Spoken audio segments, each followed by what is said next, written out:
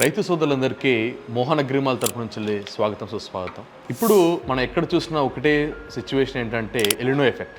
So ఎలినో effect అంటే ఏంటంటే అందరూ చూసేది ఏంటంటే కరువు, సో వర్షాలు సరిగా పడకపోవడం అనేటువంటి విషయం అందరికీ తెలిసిందే.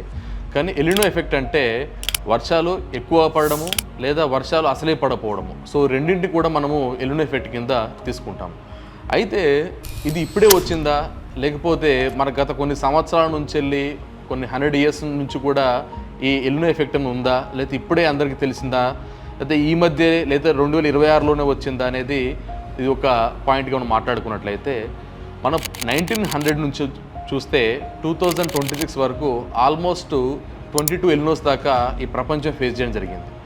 సో ఎలినో ఎఫెక్ట్ అనేది ఇది కొత్తగా వచ్చింది కాదు, ఇది గత కొన్ని సంవత్సరాల నుంచి వెళ్ళి ఇది మొదటి నుంచి కూడా ఈ ఎఫెక్ట్ అనేది ఉండడం జరిగింది. సో అప్పుడు ఈ మీడియా అనేది అందుబాటులో లేకపోవడము, ఈ టెక్నాలజీ అనేది అందుబాటులో లేకపోవడం వలన చాలామందికి తెలిసే అవకాశం లేదు. ఇప్పుడు ఏంటంటే అందరికీ సోషల్ మీడియా యాక్సెస్లో వచ్చింది. సో టీవీలో కానీ సో మీడియాని యాక్సెస్ రావడం వలన ఈ ఎలినో ఎఫెక్ట్ గురించి ఎక్కువగా మాట్లాడడం జరుగుతుంది. సో దీనివల్ల మన అందరికీ తెలిసిందే, ఒకటి ఎక్కువ వర్షం పడుద్ది, రెండోది అసలే వర్షం పడకుండా ఉండొచ్చు. సో అంటే తక్కువ వర్షపాతం అనేది నమోదు కావడం జరుగుతుంది.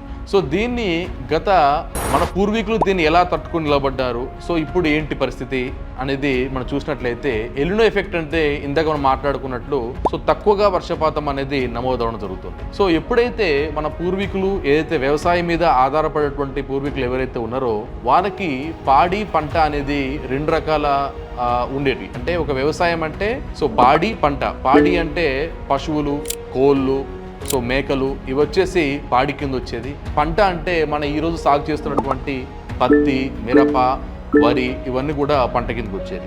సో ఎప్పుడైతే ఇలాంటి తక్కువ వర్షపాతం ఎదుర్కొన్నప్పుడు మన పూర్వీకులు ఏం చేసేవాళ్ళంటే వాళ్ళకి ఆల్టర్నేట్గా పంటతో పాటు పాడి ఉండేది. అప్పుడు ఆవు పాలు, లేకపోతే గేదె పాలు కానీ, లేకపోతే వచ్చేసి కోడిగుడ్లు కానీ, లేకపోతే సో దీని ద్వారా వచ్చేటువంటి ఆల్టర్నేటివ్ ఇన్కమ్ కావచ్చు, లేదా దీని ద్వారా వచ్చేటువంటి ఆల్టర్నేటివ్ ఈ ఫుడ్ మీద అనేది డిపెండ్ అవ్వడం జరిగేది. కానీ ఇప్పుడు పరిస్థితి ఏంటంటే మనం చూసినట్లయితే పల్లెల్లో కానీ, లేకపోతే టౌన్లో కానీ, లేకపోతే ప్రతి ఏరియాలో కూడా సో పాడి అనేది ఆల్మోస్ట్ ఒక రకంగా చెప్పాలంటే కొన్ని మారుమూల గ్రామాలు పక్కన పెడితే మిగతా ఏరియాలో కూడా అంతరించే స్థాయిలో పడిపోవడం జరిగింది. సో దీనివల్ల ఏంటంటే మనకు ఒక పంట పండాలన్నా, ఒక వరి కానీ, మిరప కానీ, లేకపోతే పత్తి కానీ, ఏ పంట పండాలన్నా కానీ కంపల్సరీగా మనకు వాటర్ అనేది అవసరం. సో దీనికి మనం కంప్లీట్గా దేని మీద డిపెండ్ అవుతున్నాం, వర్షం మీద మనము డిపెండ్ అవ్వడం జరుగుతుంది. ఒకవేళ వర్షాలు పడలేదు, సో గ్రౌండ్ వాటర్ మనకి ఎంతో కొంత గ్రౌండ్ వాటర్ ఉంటుంది. ఈ గ్రౌండ్ వాటర్ని మనం వాడుకొని మన పంటలు పెంచే పరిస్థితి లేనప్పుడు అప్పుడు మనకు